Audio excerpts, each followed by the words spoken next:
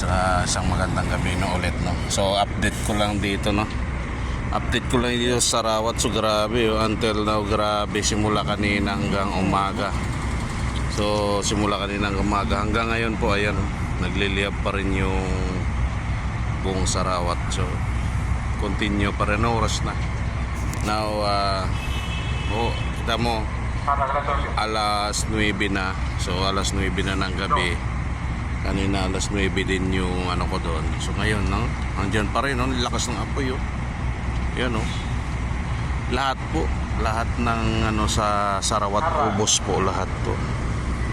Grabe. So viral na to. So ayun. So hanggang ngayon no, grabe nagliliyab pa rin. So ayan guys, makikita pag nandun ako mamaya sa rooftop namin, titignan natin. So ang dami talaga. Grabe nagliliyab pa rin hanggang ngayon tingnan nyo So yun tingnan nyo po yung tuloy-tuloy pa rin yung apoy. Yan. So medyo blurred na. Sunog lahat po.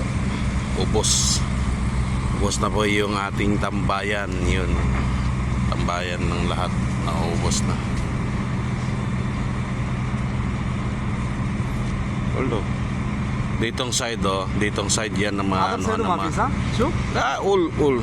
Ada ina maafi. Yeah, all ada. So ada karas. Ina bisu. Ina side maafi. But coming ada, coming the fire also. So grabe guys no. So ilang oras na simula. So, kanina hindi ko lang siguro mga start, siguro mga maaga pa, siguro mga alas 8 pasado or ano. Kasi nung pumunta ako sa rooftop, so anong oras na yun? 9:45 na. So mga isang oras na siguro nun. Grabe talaga yung guys. Grabe. Ubos po kahit doon umikot doon sa kabila, talagang kabila wala na talagang wala na.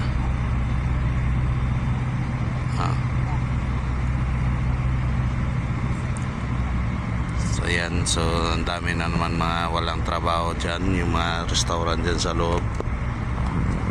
Ilang Pilipino po dyan, wala na naman yung mga trabaho ngayon guys.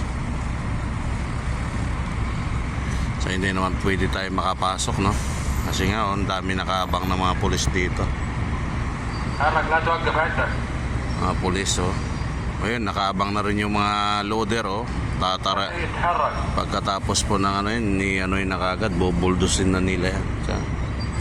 Tapos yung mga may mga na rin, may mga dump truck na rin dyan nag-aantay.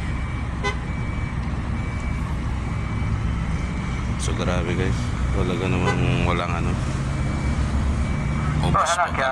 ubos talaga.